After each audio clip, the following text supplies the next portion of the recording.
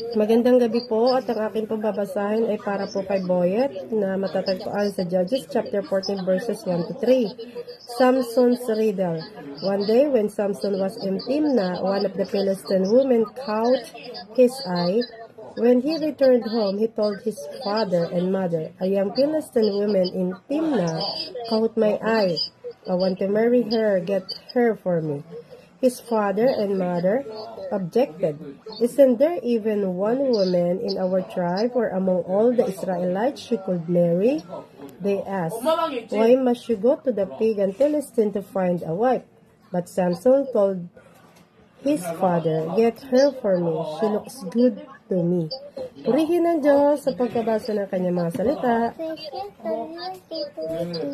Amen. Muli, magandang gabi po sa ating lahat. Tayo po magsishare muli sa ating daily devotion, Judges chapter 14, verse 4 to 6.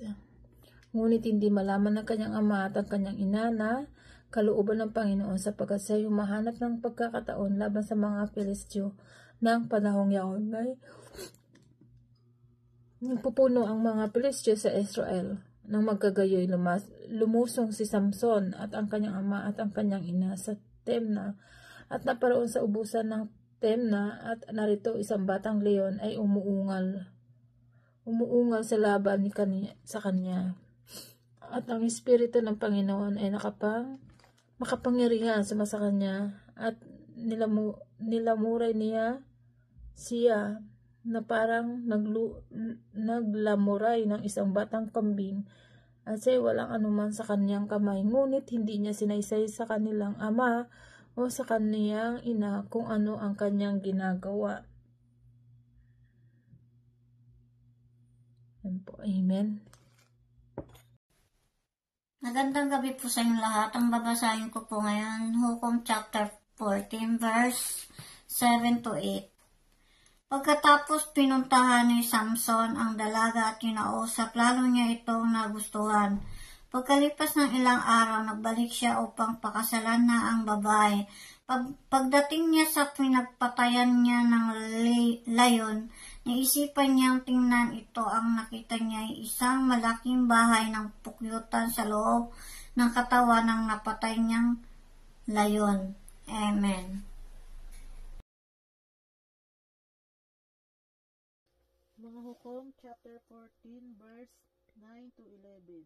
At kaniyang dinala sa kaniyang kamay at yumaon. Nakinain niya na samantalang siya yumaon at siya napaparoon sa kaniyang ama at ina. Ibinigay sa kanila ang kanilang kinain. Ngunit hindi niya sinaysay sa kanila na kanyang kinuha ang pulot sa bangkay ng leyon.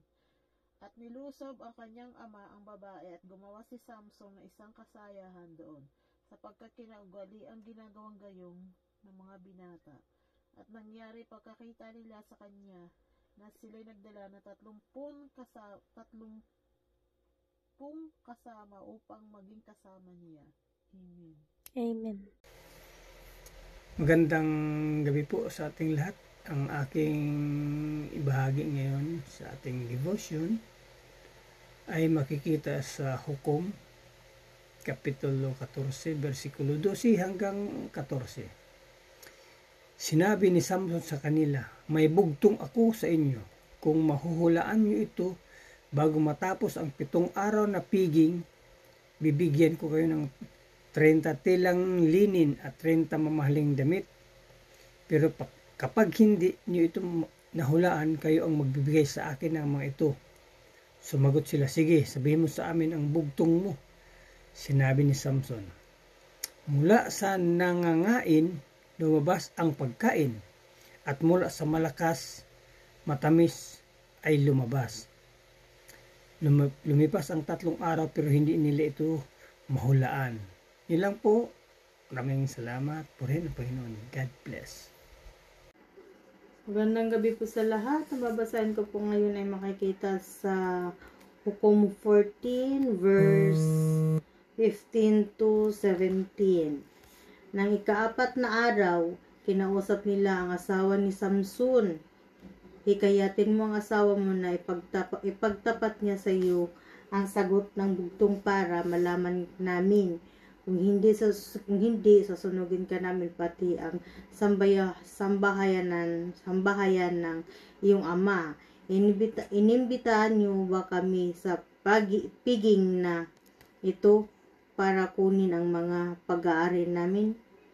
Kaya pumunta ang babae kay Samson na mangiyak-ngiyak. Sinabi niya, hindi mo para ako mahal. Nagpahula ka ng bugtong sa mga kababayan ko pero hindi mo sinabi sa akin ang sagot. Sumagot si Samson, hindi ko nga sinabi sa mga magulang ko sa iyo pa kaya.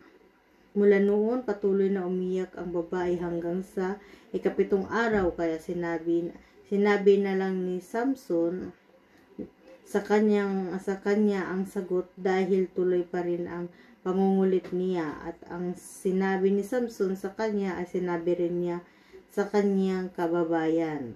Yun lang po, buhay ng Diyos. God bless. Good evening po sa